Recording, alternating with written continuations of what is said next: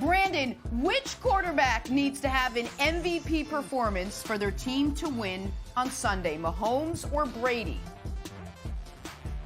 Mahomes for sure. You got to think about the tale of two different run games. In Tampa, they're going to be balanced and they're going to throw the ball, but they're going to run the ball. They're going to lean heavy on the run game. You saw them do it against the Saints. You saw them do it against Green Bay. And that helped them out a lot. It opened up the field. When you look at Kansas City and what they're up against, and I said it yesterday, don't even try to run the ball. So what does that mean? Everything is going to be on Mahomes in that passing game. And it's always come down to them. But the problem is you got a banged up offensive line, and you got Shaq Barrett, you got Sue, and you got JPP bearing down on you. That's a problem. So we're going to see Mahomes at his greatest, or we're going to see Mahomes at his worst. I truly believe this could be the most frustrated we've ever seen Mahomes, Andy Reid, and Eric Bieniemy, because now they can get to you with four. And now you got so many guys in coverage. And if those guys are communicating the right way, it's going to be problems. First half, week 12, lights out. You had a receiver, Tyreek Hill, go for 203 yards in the first quarter. Like, that's more yards than I had in my all-time game. And then the second half, they switched it up. Soft zones, backing up. Don't let anybody behind you. And they struggled a little bit, Nick. So I truly believe if Mahomes get it done, which we know there's a good chance he will be MVP. But it's going to be trouble for him when you turn on this game Sunday because of who he's going up against in these individual matchups, defensively versus offense. All right, well, so Brandon's absolutely right that Mahomes has to play like an MVP for the Chiefs to win.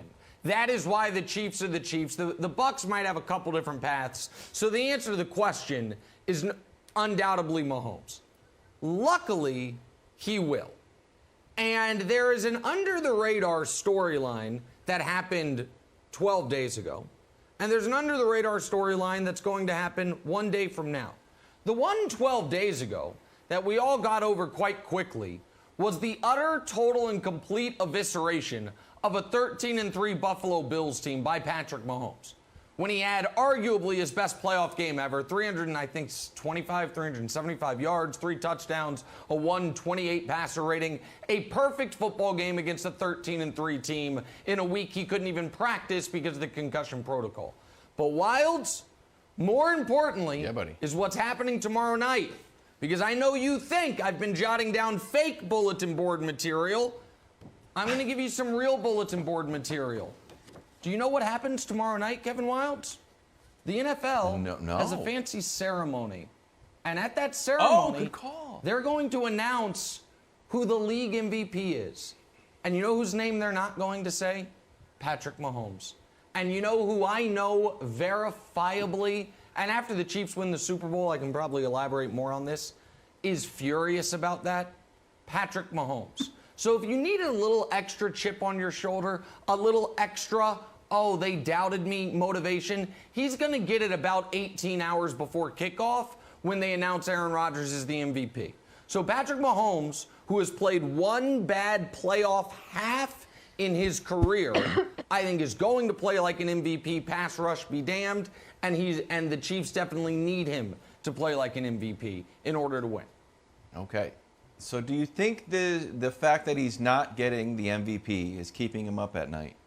And if you do, it might be time for America's favorite segment of football previews called Nightmare Fuel. That's right, folks. Nightmare Fuel for Patrick Mahomes is back. These are the things that will keep Patrick Mahomes up at night. Hit the thunder and the lightning. The first one, 25 minutes of terror. Oh, it sounds like a terrible Disney ride. It is not. What it is the stat that is this. Mahomes is 2-6 when he doesn't have the ball for at least 25 minutes. So he's sitting in his bed. He's like, what if I'm just sitting on the bench the whole time? What if Leonard Fournette just keeps on running the ball and we don't get the ball back? Nightmare fuel would be terrible for Patrick Mahomes. Oh, I didn't even get the MVP. I don't even get to play in the Super Bowl. Number 2, Todd Bowles' Frankenstein game plan. What does that mean? It means you take a little bit from each team. Oh, how did the Raiders win? Surprise, surprise. They control time possessions. How about the Broncos? What did they do? Oh, red zone defense. Harrison Butker kicked 5 field goals, and Tyreek Hill had a touchdown that even he didn't want to count. What was the other one? Oh, the Falcons. They only scored 17 points against the Falcons. It's all those simulated scary blitzes. Number 3, not only an odd-looking Reebok shoe, Shaq Attack.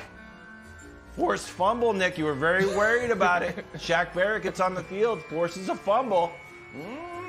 False security is job security. That's what I tell my children every night. Yours and mine. It gives sweet dreams. Here it is. Oh, ball's loose. Woo. And finally, and this is the weird one. No one's talking about this, but it happens every single Super Bowl. The poltergeist play. Everyone thinks they can plan out the Super Bowl. It never works that way.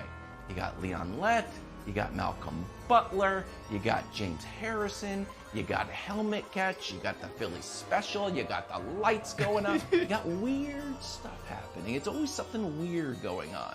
So, Nick, those are the 4 things. Are you worried about any of them? As I know, and I'll elaborate on this after the Super Bowl, perhaps I'll also elaborate that I think Patrick Mahomes is very nervous about the nightmare funeral.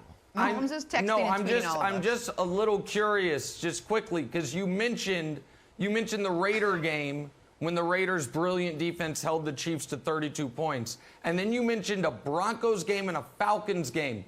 And considering Patrick Mahomes has never in his career lost to either of those teams, I'm a little confused. So you're saying the game plan that the Broncos and Falcons...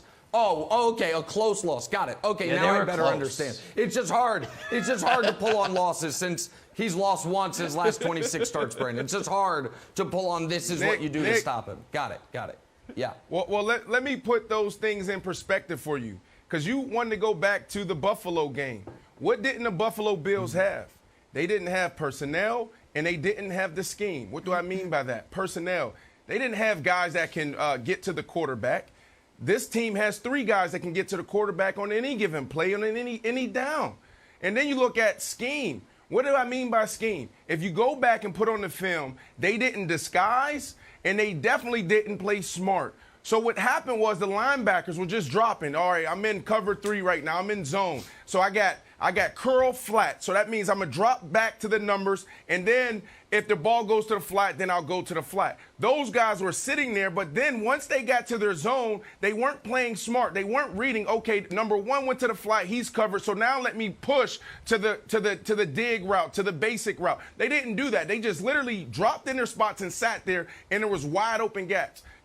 You're not going to see that in Todd Bowles' defense. Those guys have scheme, and they have the personnel to play smart and to communicate. That's going to be a problem for Patrick Mahomes come this Sunday.